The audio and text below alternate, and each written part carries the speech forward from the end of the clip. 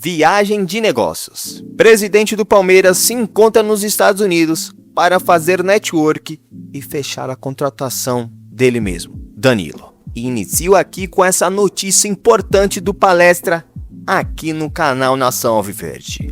Um trabalho difícil, de muito negócio que no fim pode render uma fortuna para o clube. A presidente tirou algumas fotinhas ao lado do seu marido, mas ela está com o grande responsável pelos negócios do Palestra, o Leonardo Holanda, que foi junto com ela o advogado que representa hoje os negócios do Verdão e está à disposição para fechar certos negócios que ela está tentando há muito tempo.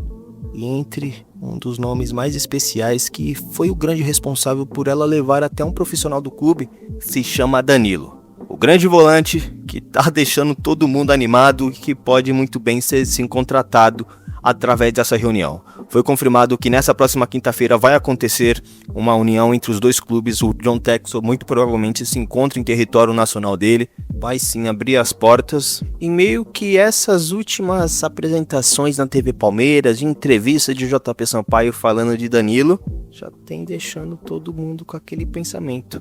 Já deve estar tudo fechado. Eles não fariam isso por acaso.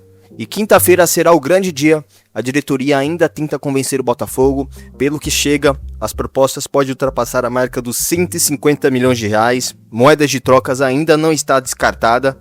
E Danilo é a cereja do bolo. Abel já deixou tudo preparado. Um projeto de carreira para o jogador que não vai ter mais a responsabilidade de se tornar apenas um camisa 5. E o tempo de contrato já está pré-definido, com final até do 2031, salário que ultrapassa a marca dos 2 milhões mais um bônus incluídos, entre outras regalias que pode muito bem fazer com que ele feche com Palestra. E nessas horas o dinheiro não fala mais alto. O que ele quer mesmo é voltar para sua casa, pelo seu técnico que tanto ganhou títulos, fez história e as portas já estão abertas. A torcida está animada e quinta deveremos ter mais novidades sobre essa negociação.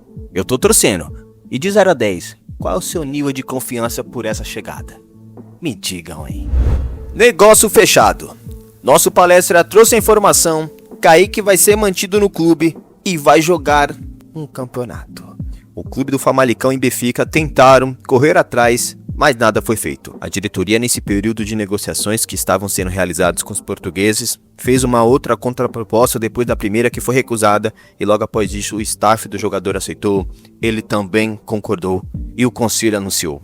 O jogador será o reserva imediato de Carlos Miguel e será utilizado nessa temporada, mais especificamente na Copa do Brasil. Os analistas de desempenho que trabalham em prol junto com a comissão técnica analisaram toda essa sua passagem, viram que realmente ele tem capacidade de representar um time do tamanho do Palmeiras e por isso que desde então fosse montada uma força-tarefa. Conseguimos ter sorte, porque o Famalicão e o Benfica, que também estava na parada, não prosseguiram na negociação.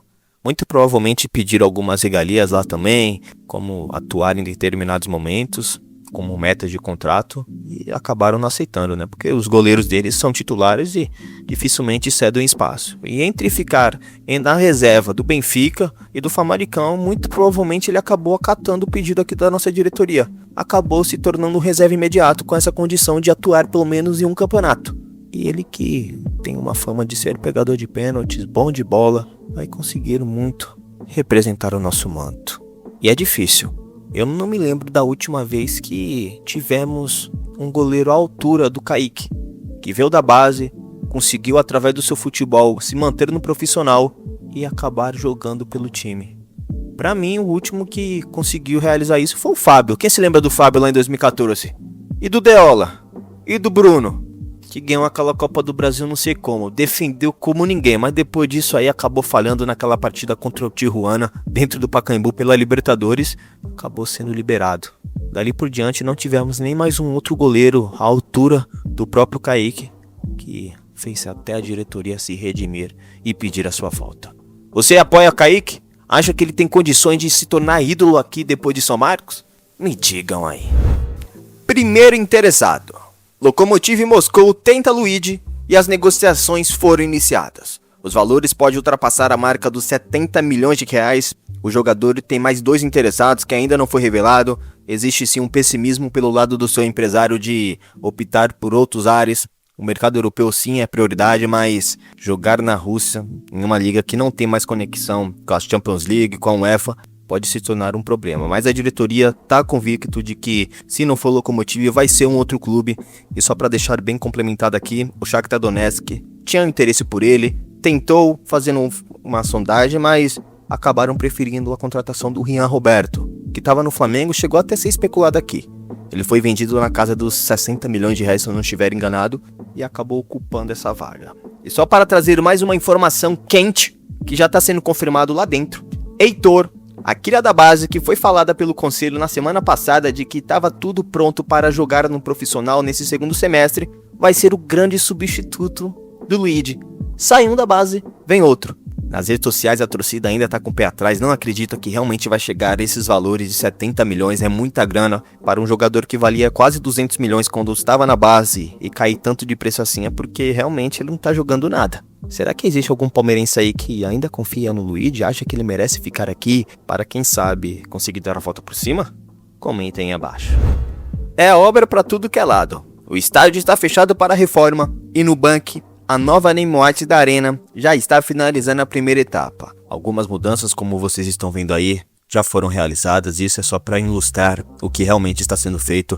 Existe uma discussão interna junto com a prefeitura para destravar alguns projetos que foram apresentados pelo próprio banco para mudar algumas identidades visuais da Arena. E tudo isso vai ser definido através do diálogo e de reunião. E por falar em reunião, não existe nenhuma conexão entre a diretoria do profissional do Palmeiras com a empresa. Por incrível que pareça ainda, eles não se encontraram, isso aí foi confirmado pelo conselho, mas não existe nenhum clima de conflito interno. Existe lá dentro nos bastidores uma desconfiança envolvendo a antiga patrocinadora Crefisa com esse banco. A presidente Leila muito provavelmente não vai se associar a um banco rival.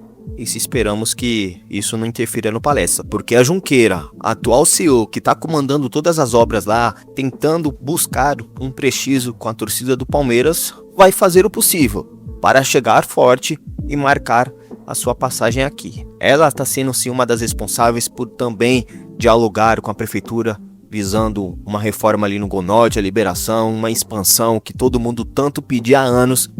E se ela conseguir, vai cair nas graças de nós palmeirenses. Porque eu tô gostando dessa mulher. Ela tem potencial de ser muito bem prestigiada pela torcida. A lei do retorno. Matias Vinha, que foi para o River Plate buscar e recuperar o seu futebol e se permanecer na Argentina, acabou recebendo o anúncio hoje de que não vai permanecer no clube e está de volta ao Flamengo. O jogador que passou por um bom momento aqui no Palestra, jogando muita bola, cativando muita torcida, foi para a Europa, se lesionou, veio para o Flamengo, fez provocações, inclusive nesse último título da Libertadores, criticou a nossa torcida e agora tá pagando o preço. Será que o mundo nessas horas deu volta? Será que ele se arrepende de ter falado certas provocações para o nosso time? Porque se existia alguma chance dele vir pra cá em determinados momentos, essa chance se encerrou depois que ele abriu essa boca para falar mal do Palestra. E fico por aqui com esse friozinho de São Paulo, te desejando uma ótima semana, que vocês sigam com a cabeça erguida, busquem os seus propósitos, porque a vida é curta e passa rápido. Tamo junto, até a próxima e avante Palestra!